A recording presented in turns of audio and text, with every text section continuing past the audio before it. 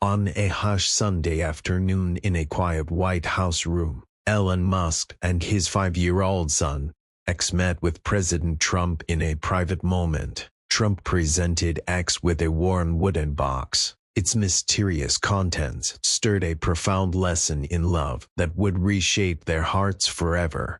It was a late Sunday afternoon in Washington, the kind of day that carried the hush of old stone and layered history. The clouds above the White House moved slowly, thick and pale, casting a soft gray over the trimmed lawns and tall iron gates. Inside, away from the reporters, the buzzing phones, and the ever-moving machinery of government, a quiet room near the East Wing held three unlikely people in silence: Elon Musk, his 5-year-old son, and the President of the United States. Though the press had been told it was just a friendly meeting, no photographs were released, no statements were made. That's because it wasn't meant to be a political visit. It was personal. Donald Trump sat with his hands folded, elbows resting on the arms of a carved wooden chair that had once held Roosevelt and Reagan before him. His face was unusually soft. The edge had dropped from his voice. He looked not like a man ready to talk, but like one finally ready to listen. Across from him, Elon Musk adjusted his seat on the couch, long legs crossed, one hand resting gently on his son's back. XTHE small boy known only by a single letter in most of the world. Saturday upright between them, his curly hair slightly messy, his blue sweater sleeves pulled over his hands as if to keep them still. For a moment, no one spoke. Then Trump leaned forward and placed a small wooden box on the table between them. It was rectangular, worn smooth, and tied with a faded red ribbon. No label, no decoration, just the simplicity of each. "I don't usually give gifts," he said, glancing at Elon, then at X, "especially not like this." X tilted his head. "Is it for me?" Trump smiled faintly. "Yes, but you don't have to open it now." X looked up at his father, who gave a small nod of encouragement. With care and small fingers, X pulled at the ribbon. It slid off like silk. He opened the box slowly. Inside was a small Bible, no bigger than a child's hand. Its cover was cracked and softened, the leather faded around the edges. Tucked inside the front page was a yellowed slip of paper. X picked it up and turned it over in his hands. Written in old slanted script were the words, "Teach him love before you teach him strength. Mary Ann." He read it out loud slowly. Elon leaned forward. Trump Saturday back. No one said anything for a moment. Then X asked, "Who wrote this?" Trump's voice lowered. "My mother," he said. "She gave me that Bible when I was about your age." X stared at the words again. "Did she teach you love?" Trump swallowed. "Yes," he said. "Even when I didn't understand it. She prayed for me every day, told me that love isn't always loud. Sometimes it's what stays behind when everything else leaves." X looked up. "Why did you give it to me?" Trump looked away for a moment. His eyes, so used to cameras and crowds, seemed unsure where to land. "Because I think you already know what she wanted me to learn," he said, "and I didn't want to forget it again." Elon said nothing but shifted in his posture, his arms relaxing, his hand pressing gently on his son's shoulder. X carefully placed the paper back inside the Bible and closed the cover. "Thank you," he said. Trump nodded. "You don't have to read it, just keep it near, so you remember." The rest of the hour passed quietly. They didn't talk about elections or rockets, not about deals or timelines. It wasn't that kind of meeting. X told Trump about a bird he saw in the garden earlier that morning. "It had red wings," he said, "but it looked like it didn't know where it was going." Trump chuckled. "I've felt like that." "You have?" the boy asked. "More than once," he replied, "but I usually pretended I didn't." X looked thoughtful. I think even birds need help sometimes. Ellen smiled at that, and Trump, hearing it, let out a breath he didn't know he'd been holding. As they prepared to leave, X held the box carefully with both hands. He didn't ask for a bag. He didn't ask to leave it with someone. He held it like it mattered, like it had weight. At the doorway, Trump touched Ellen's shoulder and said quietly, I wasn't always sure what kind of man I was becoming, but if he remembers me for this, I'll take it. Ellen nodded once. He will. They didn't take photos. They didn't make promises. But in that room, once filled with the echoes of power, something softer had taken root, something harder to define but more lasting. As they stepped into the hallway, the president turned and said one last thing. She would have liked him. Ellen paused. Your mother? Trump nodded. He asked the kind of questions I used to run from. And with that, he walked back into the West Wing. The motorcade ride home from the White House was unusually quiet. Elon Musk Saturday beside his son in the backseat of a black SUV, watching the streets of Washington pass behind tinted glass. The city, with all its sharp edges and slow-moving power, had always seemed distant to him, but today it felt oddly close, like something had just cracked open inside its marble walls. As, still holding the small wooden box Donald Trump had given him Saturday with it cradled in his lap, he hadn't said much since they left. His little fingers traced the edges of the ribbon, as if afraid that speaking might make it all less real. Ellen glanced down. You okay? X nodded, but didn't look up. Why did he give it to me? Ellen considered that. Maybe because you listened. To what? To something in him that most people don't hear anymore. X was quiet for a moment longer, then whispered, she wrote something nice. Oh, Ellen asked. His mom. Ellen nodded slowly. Yeah, she did. Teach him love before you teach him strength. The words had echoed in Ellen's mind.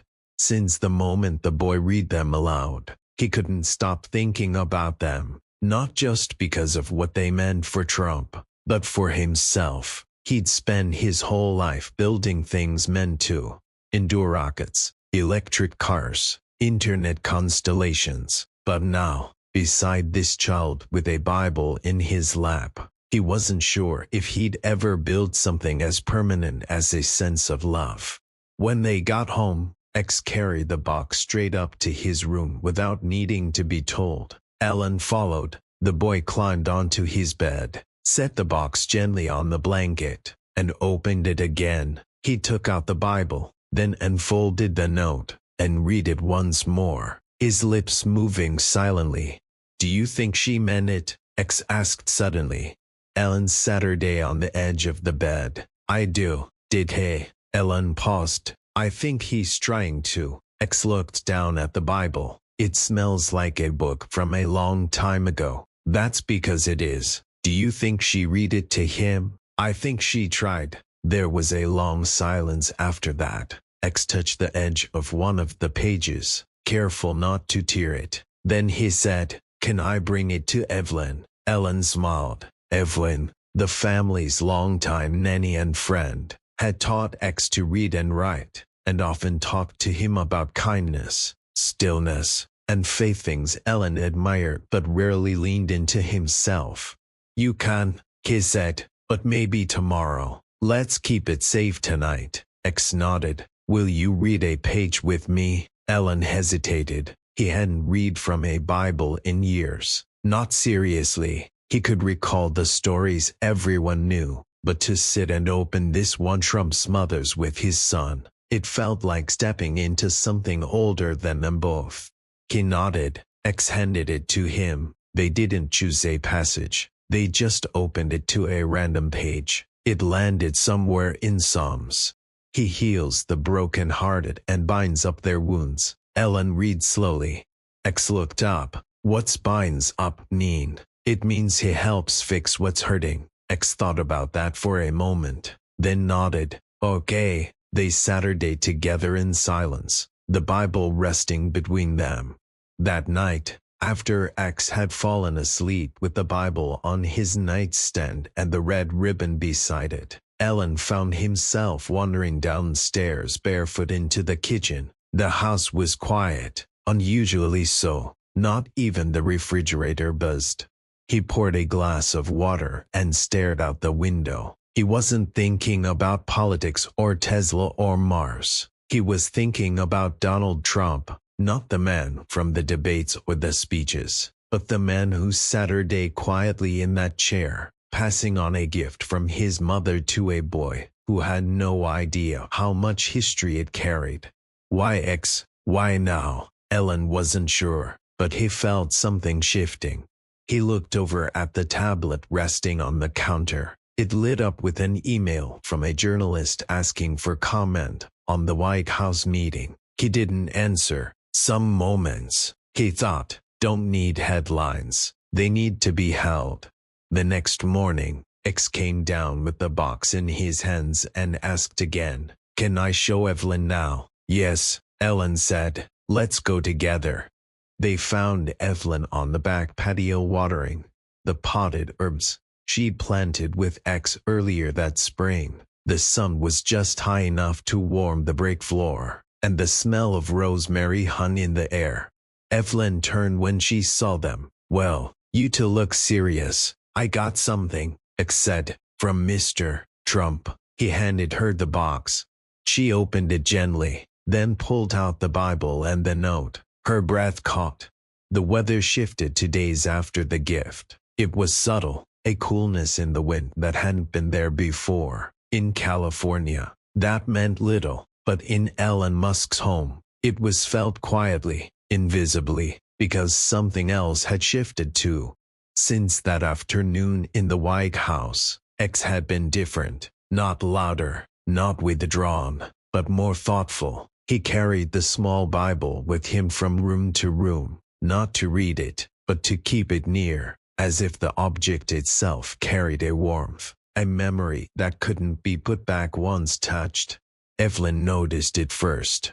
"Did something happen in Washington?" she asked Ellen one morning, standing at the kitchen sink, while X watered his tiny basil plant with a plastic measuring cup.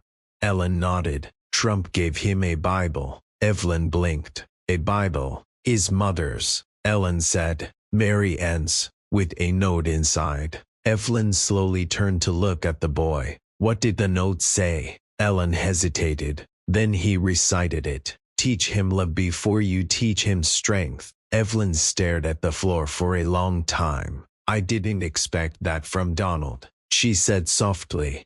"Neither did I," Ellen admitted, "but he meant it." She watched X out of the corner of her eye as he turned the basil pot so both sides could get light. "I think he gave it to the right person." That evening, as twilight settled over the hills, and a dusky lavender hue crept across the Musk estate, X brought out his sketchbook. He sat her day on the balcony alone at first, legs dangling off the cushioned patio bench, tongue sticking slightly out of his mouth in concentration.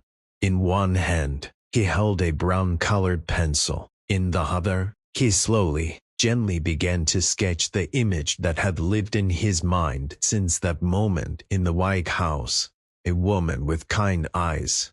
He had never seen Mary Ann Trump in real life, but something in the way Trump spoke, his voice low, his gaze turned inward, left an imprint. So he drew her the only way he knew how, with soft cheeks, a small smile, a cross around her neck, and two boys at her feet on with yellow hair, tall and stiff, the other smaller with curls and wide eyes reaching up toward her hand. It was his way of saying, "I heard you." Later that night, he showed it to Ellen. "I want to give it to him." "To Trump?" Ellen asked. X nodded. He forgot to remember her. "But maybe if I show her to him again." "He won't." Ellen paused for a long time. Then he made the call. 3 days later, the SUV pulled into the private West Wing entrance again. No motorcade this time. No press at all. Just a discreet security check. A brief exchange of nods, and a short walk down one of the quietest hallways in the White House. Trump was already waiting. This time, he didn't wear a tie, just a dark navy sweater over a white shirt. More grandfather than president. He stood beside a window that looked out over the rose garden, hands clasped behind his back. When X stepped into the room, the president turned and smiled. Not the media smile, but something softer, something weathered. "You came back. I drew something," X said, holding the sketchbook tightly to his chest. "May I see it?" X walked forward, unfolded the page, and handed it to him. Trump stared. He didn't speak for a long time. Then he pulled out a pair of glasses from his inside pocket, thin silver frames, and put them on. He looked again, this time slower. "That's her," he said softly. X nodded. "I think she misses you." Trump blinked once, hard, then he sat her down, still holding the sketch. "I was 8 when she gave me that Bible," he said, voice low. "I didn't understand what she meant at the time. I thought she just wanted me to be nice." He looked up, "But that's not what she meant. She wanted me to love without needing to win." X said nothing. He just sat her beside him. Trump held out the drawing. "You captured her better than I ever did." "You remembered her," X replied. "You just forgot how much." Trump swallowed. "That's the problem with getting older. You think the important stuff will always be there, but it fades, even the voices." He folded the page carefully, reverently. "May I keep it?" X nodded. "It's for her." Trump blinked again, then laughed once quietly. "She'd like you," he said. "You remind her of me before I got loud." X tilted his head. "But you're not loud with me." Trump looked away. "Maybe I'm remembering." Outside, the garden hummed softly in the wind. Ellen watched through the window. He didn't step in yet. Something sacred was happening in that room, and for once, it didn't need an audience. When they left, Trump walked them out himself. At the edge of the hallway, where the carpet met the marble of the outer vestibule, he knelt beside X. He didn't say anything at first. Then he whispered, "I hope you keep asking questions like that one." X smiled. Trump straightened slowly. He turned to Ellen. "He's different," he said. Ellen nodded. "I know." Trump nodded. "To make sure the world doesn't tell him that's a bad thing." Ellen placed a hand on X's shoulder. "I won't." And with that, they left. That night, as Ellen tucked X into bed, the boy reached for the Bible on his nightstand. He didn't open it. He just held it. "I think he needed her more than I did," he said softly. Ellen sat her beside him. "Maybe, but now you both have her." X nodded. "Do you think she knows we remembered her?" Ellen looked out the window at the moon rising over the hills. "I think she does." The next morning began, as most mornings do, in Ellen's California home. Sunlight pushing in through the gauzy linen curtains, the faint hiss of water from the espresso machine in the kitchen, and the usual sense that something important was always waiting just one room away. But today, something felt quieter, not in volume, but in spirit. Ellen noticed it first in the way X moved. Usually, the boy sprang out of bed to build something: Lego towers, cardboard spaceships, puzzles. But this morning, he sat cross-legged at the edge of his bed, the Bible resting in his lap, his fingers slowly turning the pages, not reading quickly, not scanning like Ellen often did when he needed answers, but sitting, absorbing. Ellen watched from the doorway for a moment, then knocked softly, even though the door was already open.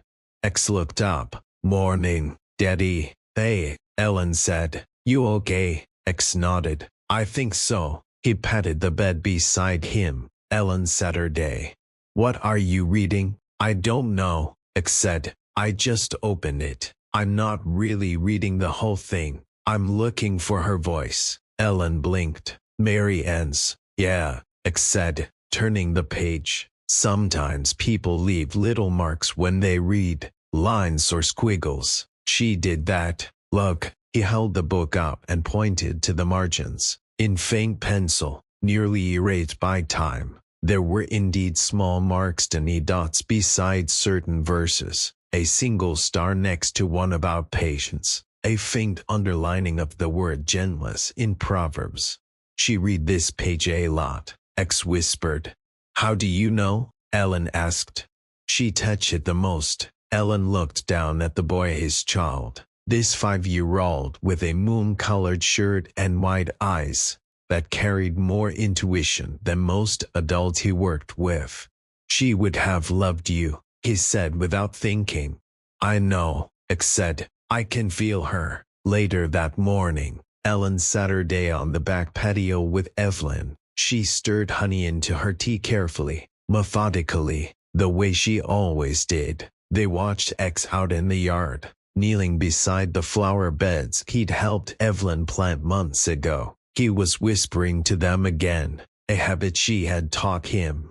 Talk to the plants, she once said. They listen better than most grown-ups. Ellen sipped his coffee, then asked, did you ever meet someone who made you believe in something again? Evelyn smiled softly. Belief doesn't always start loud, she said. Sometimes it begins with someone very small doing something very real. She paused. You're asking because of the gift, aren't you? Ellen nodded. It wasn't just a Bible. It was something unfinished, like he was trying to pass on something he didn't know how to carry anymore. Evelyn looked at X. Maybe that's what children are for, to finish things. She shook her head gently, to remind us where we stopped. That afternoon, X did something unexpected. He asked to go to the park near their home, but not to play. He carried the Bible in a small drawstring bag.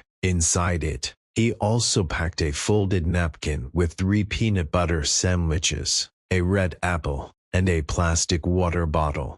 Where are we going? Ellen asked as they pulled up to the park.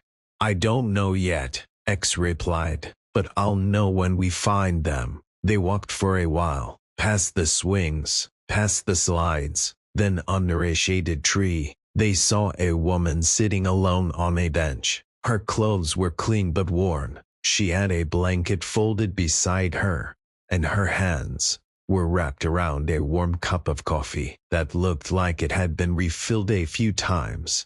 X stopped. That's her, he said. Ellen blinked. You know her? No, X said, but she looks like someone who needs to feel remembered. He walked up slowly. The woman looked up, surprised, but not startled. Hi, X said, reaching into his bag. He pulled out the napkin. I brought lunch. She stared at him, then at Ellen, who stood a few paces behind. For me, she asked. X nodded. My name is X. My friend's mommy used to say love should come before strength, so I thought maybe today love is a sandwich. The woman blinked fast, then smiled. Her hands trembled slightly as she took it. What's your name? X asked. Claire, she said. That's a good name. He handed her the apple, too. Ellen watched it all, frozen in place. No cameras, no news stories, no algorithms, just his son remembering something that had never been taught in a classroom. That night, Trump Saturday alone in the Oval Office. The West Wing was nearly empty. Most of his staff had gone home. The briefings were done. The folders stacked neatly. The lights dimmed except for the lamp on the corner of the desk. In front of him Saturday, the crayon drawing X had given him, the one of Marianne, the one with him and the boy and a woman holding a cross. He looked at it for a long time. Then he reached for a pen, and on the back of the paper in the handwriting he hadn't used since his mother wrote him letters as a boy scribbled, Dear Mom, I forgot the way you smiled, but I remembered it when a boy showed me your eyes again. His Saturday back, and for the first time in years, he didn't feel like a president. He felt like a son. A few days had passed since X had given the sandwich and apple to the woman in the park. She hadn't asked for anything else, not even his name a second time, but she'd looked at him with something Ellen couldn't stop thinking about, a kind of astonishment, like she'd been reminded she existed. That evening, X did something new. He asked for a shelf, a real one. He said, "By my bed." Ellen was surprised. "What for?" X held up the Bible and the red ribbon. "For her and for Mr. Trump and for all the people who feel like they got lost and are trying to remember something." They picked out the shelf together. Simple pine, no fancy carving. X helped sand it, paint it white, and hang it with a leveler and elbow grease, and to many jokes about crooked books. They called it the Remember Shelf. The Bible was placed in the center. To the left of it, a folded napkin. To the right, the drawing X had made of Marianne, now laminated, so the colors wouldn't fade, and above it, in block letters, he asked Ellen to help him stencil.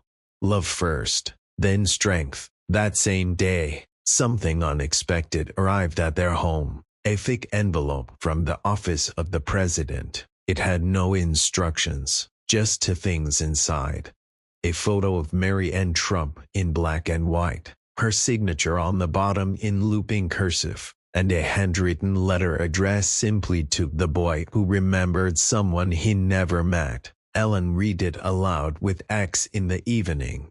"I used to believe legacy was what we build, towers, companies, influence, but lately, I think it's what we leave behind in people who never knew our name." Your drawing reminded me that kindness echoes further than applause. My mother believed in love. You reminded me to pass it on. Donald expressed the photo gently to his chest, then placed it above the shelf. He didn't say much that night, but just before falling asleep, he whispered, "Now she has a place to live again, downstairs." Ellen Saturday in his study with the letter in his hands. It wasn't the first letter Trump had ever sent him, but it was the only one that felt like it could have come from someone's father, not someone's campaign. In the following weeks, X began a habit. Every time someone came to the house, a gardener, a plumber, a delivery person, he'd offer them a glass of water, a smile, and sometimes a story about the Bible. Most didn't know how to respond, but every single one of them remembered him because he remembered them first. On a quiet Saturday, Ellen stepped into X's room to say goodnight. The boy was already asleep, curled beneath his space-themed sheets. The Bible rested on the shelf. The drawing was still there, but something new had been added, a tiny hand-carved wooden cross, whittled by Evelyn from an old olive branch. At the base of the shelf, in X's own handwriting, "To remember who we are, we first remember who we love." Ellen touched it gently, then Saturday beside his son for a long while, not working, not designing, just remembering.